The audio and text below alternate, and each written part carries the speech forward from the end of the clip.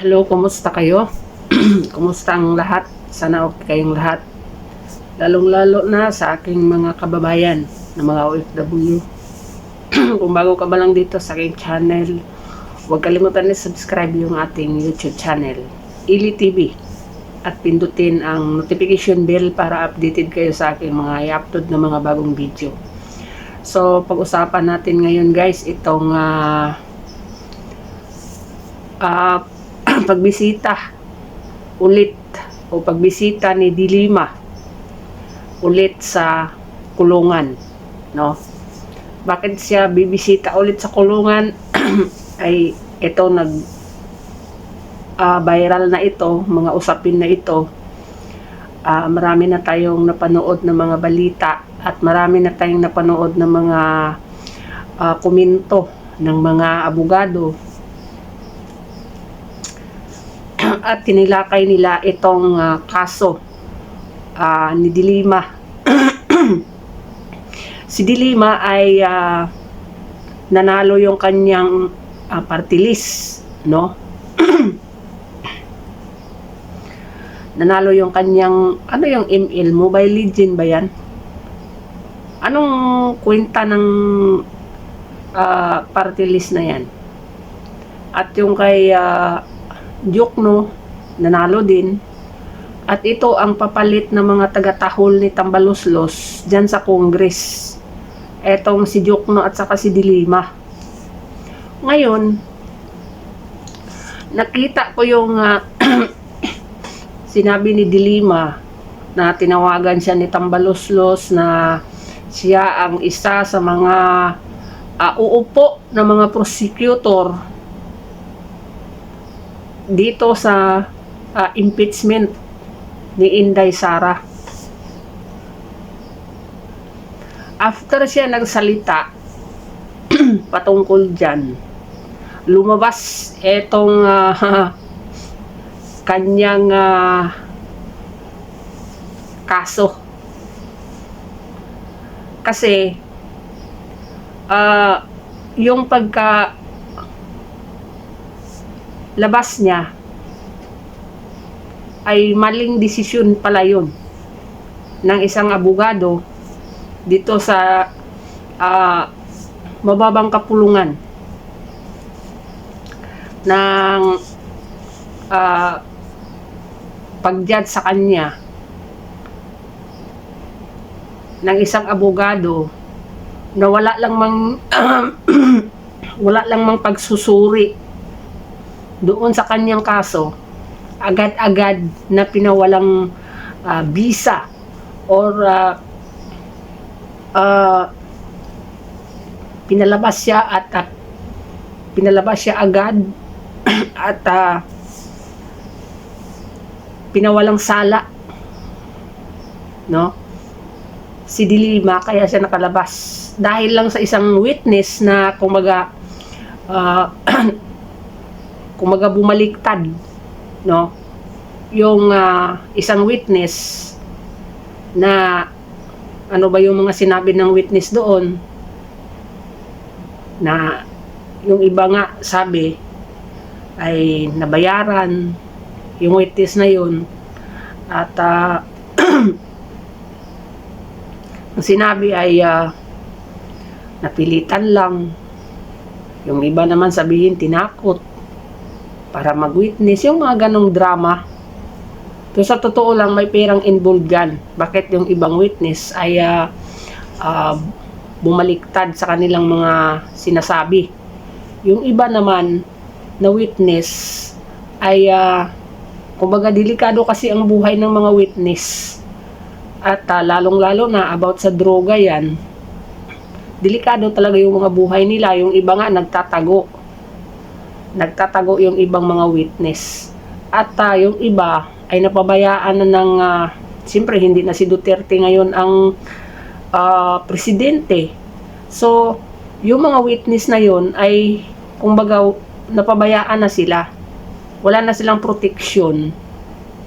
So siyempre yung iba dyan magbago ang isip, no?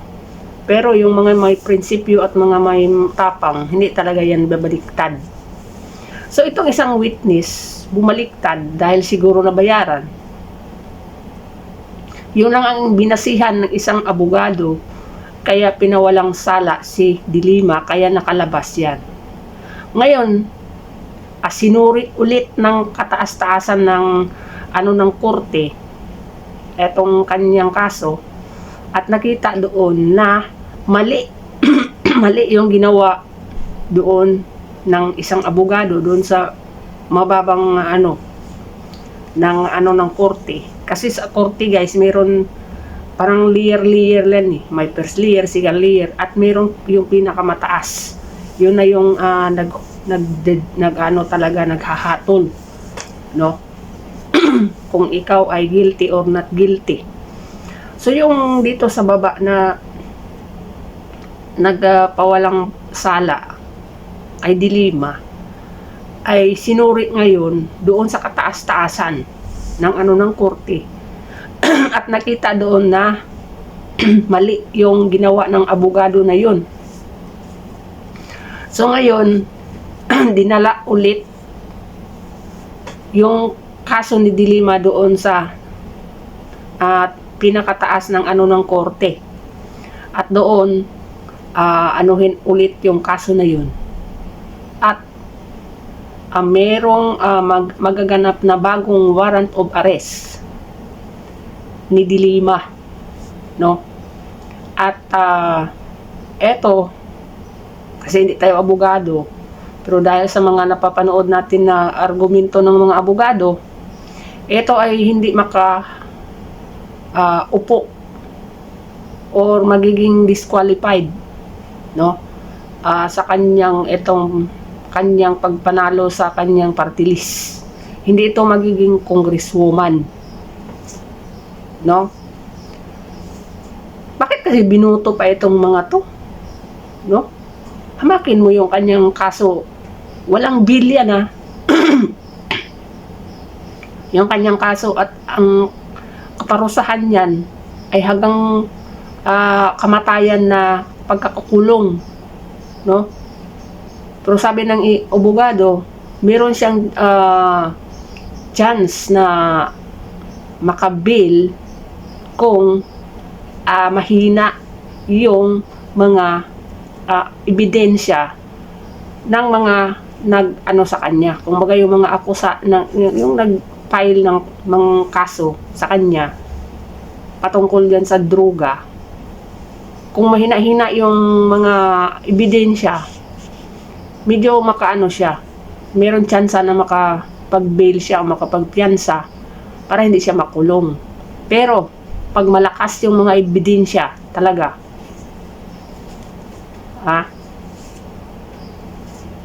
ay talaga yan, hindi na siya makapag-bail. At doon na si De Lima sa kulungan, doon na siya matapos yung kanyang kumbaga doon na siya matigok sa loob ng kulungan. Matanda na rin ito si De Lima, no? Matanda na rin ito, ilang taon na ba ito, no? Tapos makulong pa siya, ay wala na, doon na talaga yan matigok sa kulungan kung sakali makulong siya ulit, no? So kaya kayo mga anti-Duterte, kasi yung iba na sila na masaya pa yung iba na magiging isa sa mga uupong prosecutor ito si De Lima dito sa impeachment. May impeachment pa bang mangyayari? Ito lang ang tanong ko, may impeachment pang mangyayari? Mismo si Bongbong Marcos nagsalita na hindi na uusad yung impeachment na yan. Ayaw niya ng impeachment na yan. Mula pa nung sinabi na ni Bongbong Marcos na itong impeachment kay Vice President Sara Duterte ay lang ito.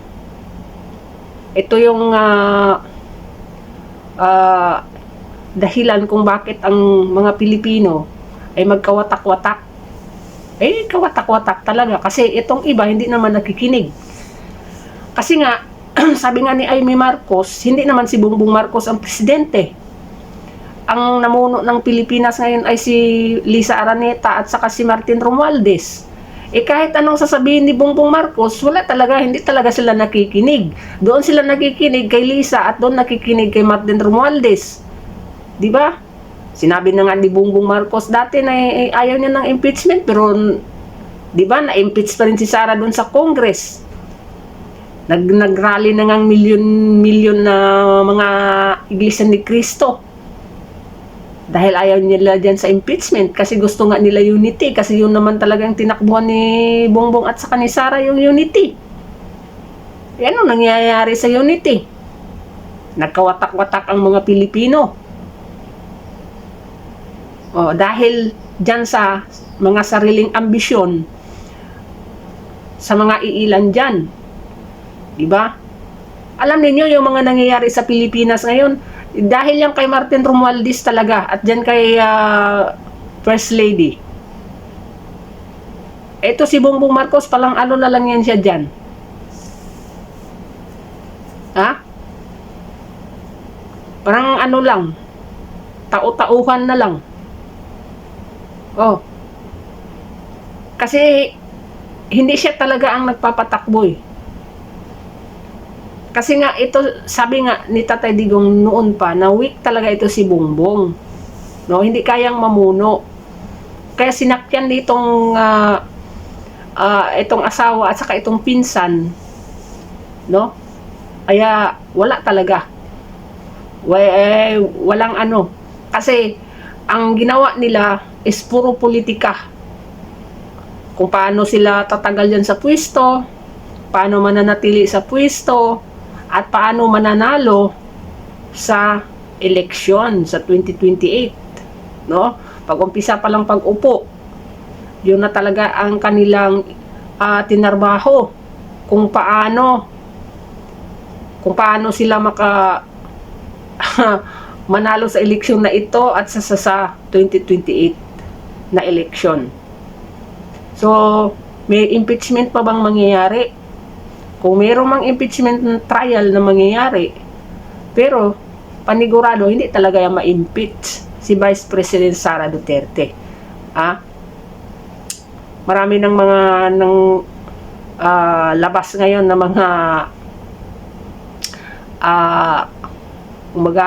mga nag-analyze sa pwedeng mangyari diyan sa bagong Senado at sa bagong Kongreso.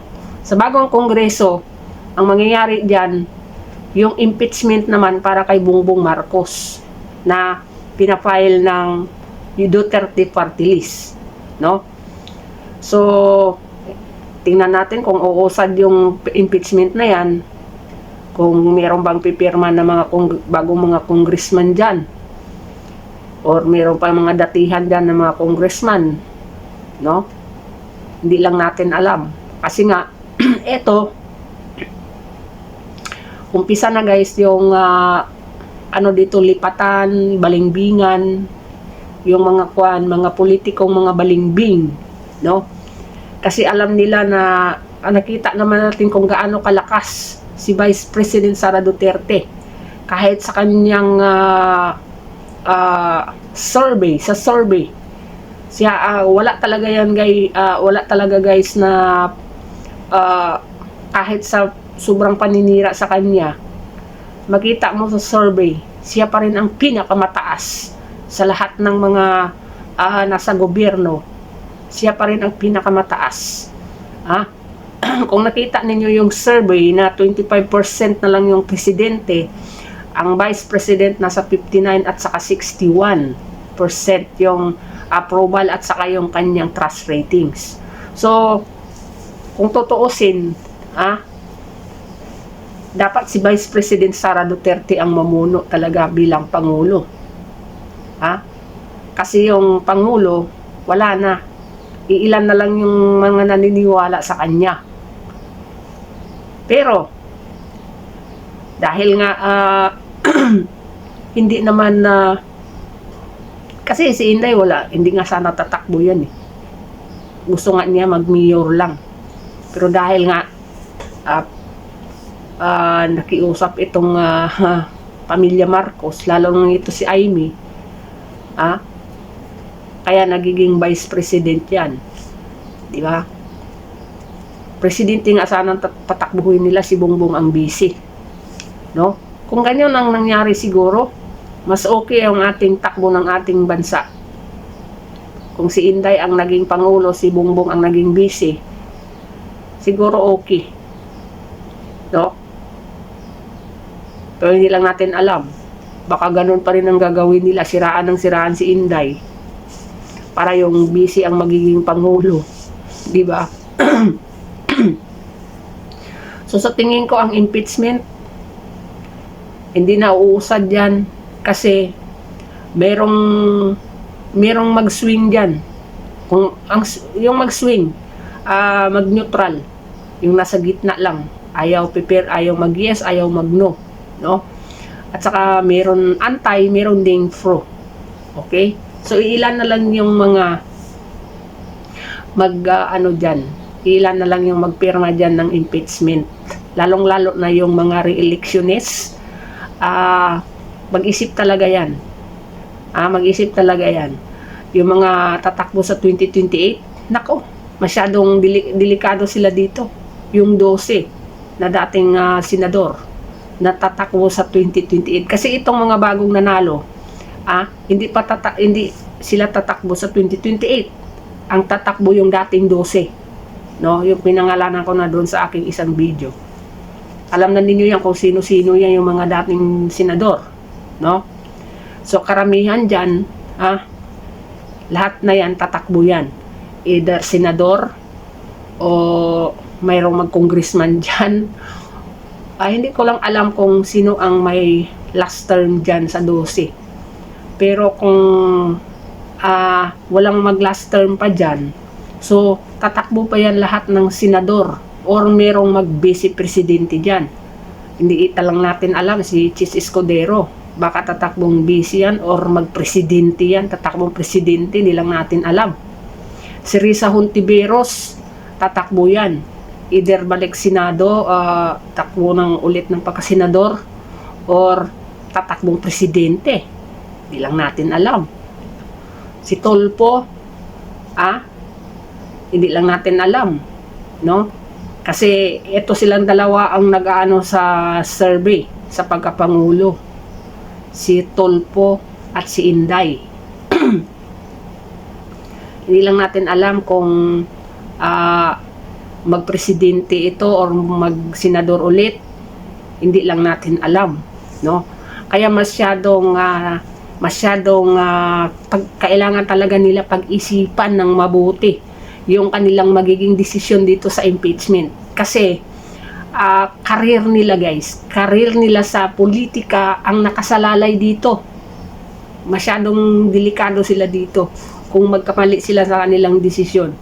Kung magkakamali sila sa desisyon nila dito sa impeachment, wala talaga. Kung tatakbo sila tapos nag-yes sila sa impeachment, nako, delikado sila.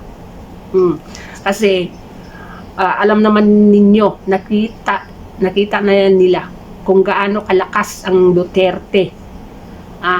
Kita ninyo sa Davao, panalo lahat Duterte doon. Panalo lahat. Tapos yung mga ibang inendorso ni Vice President Sara Duterte nanalo.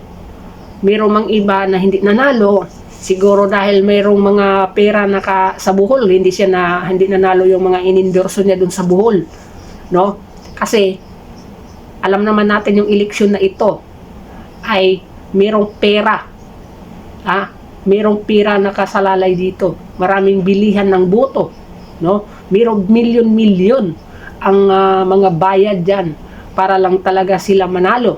Ngayon, mayroon talagang mga tao na babaliktad dahil sa pera.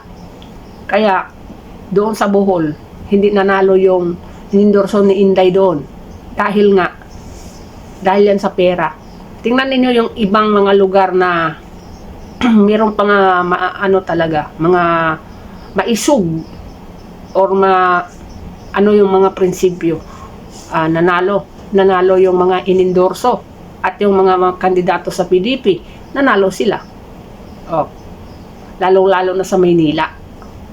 Oh, kung nakita ninyo si Isko, inendorso ni Vice President Sara yan. Oh, so, panalo. Yung ibang mga politiko na nagbarahura kay Vice President Sara at kay Tatay Digong dyan sa Congress, wala na, graduate na. Lalong-lalo na si Trililing, wala na, hindi nanalo, no? So, ang isa talaga guys, nakabagsak dito sa political career nitong mga anti-Duterte, no? Ay yung pagkidnap kay Tatay Digong. Yung pagdala kay Tatay Digong sa dahig, isa yan talaga sa dahilan kung bakit nasira yung mga karir nitong mga ibang politiko na anti-Duterte, na kung dati yung iba ay maka-Duterte, ngayon dahil nga si Marcos ang presidente at maraming pera, malakas, nasa kanilang makinarya, kaya nag-Marcos sila. Pero wala. Tingnan ninyo si Pacquiao, malakas yan si Pacquiao. Malakas yan sa, kung senador lang, mananalo sana yan. Pero hindi siya nanalo ngayon dahil nga nag-Marcos siya. At nakita naman yung, alam mo kasi mga Pilipino, nasa social media na tayo, lahat yung mga dating mga sinasabi ni Pacquiao, naka-record yun, nasa social media kasi yun, maano ba yun, 3 years pa lang kasi yan. 2022 election, nagsilabasan ngayong mga, kasi tumakbo ngayong presidente. Kung ano yung mga sinasabi niya, naka-record kasi yun. Mga interview, yung mga kanilang, anong tawag nun? Yung mag-ano sila, diba? Naka-record lahat yun. Tapos, ngayon, nang tumakbo siya, na nag-Marcos siya doon, nakalkal tuloy lahat yun. So, kaya yun, hindi nanalo. Or, nilaglag talaga siya ng, kasi nga, kontrolado ng gobyerno, yung eleksyon. Siyempre, kontrolado nila yan. So, mismo, yung alyansa na kandidato ay nilaglag mismo. Sila mismo naglaglag dyan. Pero magtaka ka, bakit si Bong Revilla, bakit nilaglag yan? At pinasok itong Lilawang dalawa. Yun ang pinagtataka ng karamihan. Dahil malakas si Bong Revilla. Oo. Malakas yan. Pero nalaglag. Nasa number 14 siya. Dahil hindi talaga yan na magpirma si Bong Revilla sa impeachment. Alam nila yan. Kay Corona nga, hindi nga yan nag-ano si Bong Revilla At alam nila na maka-Duterte yan, at saka yung mga congressman na mga Revilla, hindi talaga yan pumirma ng impeachment. Alam naman natin na si Bong Revilla ay tinulungan ito ni Digong, no? Nung nakulong yan, binisita nga yan ni Digong doon sa Krami, diba? Nakalabas yan si Bong Revilla sa panahon ni Digong. Kaya alam talaga nila na hindi yan pipirman ng impeachment. Yan lang nakita ko, baka yun dahilan bakit siya nalaglag, no? Bakit siya nilaglag? Dapat si Bong Revilla nasa number 5 yan Pero sino nilagay nila sa number 5? Si Kiko, na hindi pumasok sa survey. Kaya minsan itong survey talaga, kung pwede ba lang kasuhan tong mga taga-survey na ito, makukulong tong mga taga-survey na yan. Kasi, mali Mali. Kaya wala nang maniwala sa survey. Nung una, survey nila, number 1 si Erwin Tulfo. Sa actual election na naging number 4 si Erwin Tulfo, nag-number 1 si Bongo. Bago-bago lang yan si Bongo nag-number 1 sa survey. Sino ang Sino ang nag-agawan sa number 1, number 2? Si Erwin at saka si Bongo. Oh. Pero sa aktual pag-eleksyon, sino ang nag-number 2? Si Bam Aquino. Oh. Diba? Pero sabi nga nila, ganun talaga survey, hindi mo paniwalaan, last election. Sino ang number 1? Si Rapi Tulfo. Sino ang sa pag-eleksyon, sino ang nag-number 1 sa election? Si Ruben Padilla. Oh. Diba? Panahon nga ng 2016.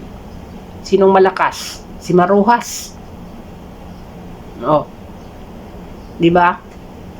Pagdating sa eleksyon, sino ang nanalo? Si Digong.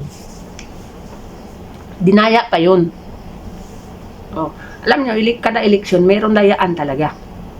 Oh. Lalo na yung mga iyan si Kuan kasi, yung First Lady, may ano na yan eh. Meron na yung kung panoorin ninyo yung sinasabi ni Glenn Chong, Atty. Glenn Chong, noong 2022, dinaya talaga daw yung eleksyon, yung pagkapangulo. Kasi sobrang lakas at sobrang taas ng boto ni Inday Sara. Kailangan tapatan yun ni Bongbong. No? Kasi hindi maganda na ang vice presidente ang sobrang taas ng boto tapos yung pangulo mababa. Baka hindi maganda ba? So ngayon, nilaglag yung mga sa tingin nila na, pero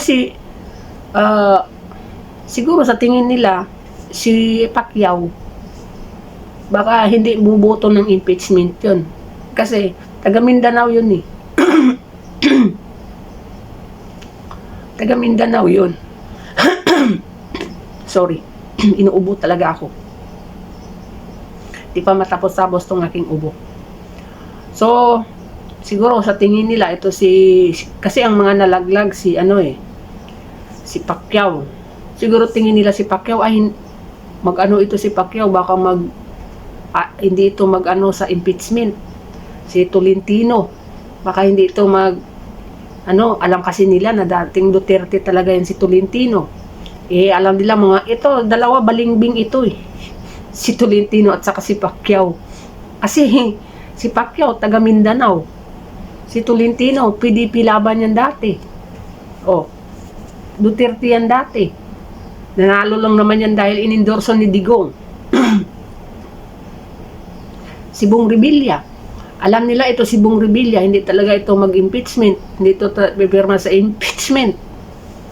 Oh, sino pa yung nalaglag? Pero bakit si Binay nalaglag? No? Oh, sino pang nalaglag sa alyansa? O ito, basta 5 yan sila nalaglag sa alyansa. So, yun guys, yun ang ating abangan. Siguro, kung hindi matuloy itong impeachment, meron silang gagawin dyan na iba. Ang balita ba sabi-sabi, baka plunder na naman, no? Palitan yung merong judge daw dyan na mag-retire at palitan, siyempre si Bongbong Marcos ang lagay dyan ng bagong judge at saka baka daw yun na naman ang gagawin, plunder, no? Para kay Vice President Sara Duterte. Ewan ko, gagawin na lang talaga ang lahat ba? Para lang talaga na sila. Kasi kahit hahanap talaga yan sila ng politiko. Hindi lang natin alam kung sino talaga ang tatakbo sa kanila. Dapat talaga meron silang kandidato. Kasi silang administrasyon, dapat meron talaga silang pangbato pagkapangulo.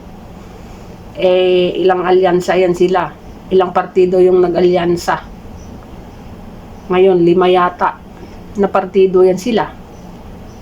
Oh. Sa partido ni Bongbong, walang nanalo. Kasi ang karamihan nanalo, nasyonalista. Yung sa kay Bilyar na partido. Oh. Tapos yung dalawang na alyansa na lumundag ay inadapt pa ng PDP. Oh. Inendorso ni Inday, lumusot. Yun guys, grabe talaga ang laro sa politika. Minsan di mo maano talaga kung mahina-hina talaga ang pag-iisip mo dito sa politics. Hindi ka talaga maano dito. Mabubuang ka talaga, no? Saka labanan talaga dito pera. No? Pera. Labanan sa pera kasi yung mag-focus diyan sa eleksyon, diyan sa mga numero, diyan sa machine, pera yan diyan. Hindi na magkikilos yung mga ano diyan kung walang bayad. Ang eleksyon na ito, grabe kalaki ng gastos. Kaya yung mga pera sa PhilHealth, yung pera sa sa budget sa 2025, focus nila yun. Kasi gagamitin dito sa eleksyon na ito, guys. Alam na. Kaya nila yung mga kaperahan dyan sa mga para lang may magamit sila sa eleksyon. Ganon pa rin yung mangyayari kasi 2028 eleksyon na naman. Magnakaw na naman yan sila para meron na naman silang gagastusin sa 2028 eleksyon. No? Pero dito sa ating Vice President Sara, ngayon pa lang, marami nang dyan. Marami na mga negosyante, mga natutulong dyan. Kasi kitang-kita na si Inday Sara hindi talaga yan na pataas ng pataas yung kanyang survey, no? So, yun ang abangan natin. At abangan natin ang pagbisita ni Dilima ulit sa kulungan. Yun ang kaabang-abang, no? Marami tayong aabangan. So, hanggang dito na lang guys at maraming salamat sa inyo. God bless you all.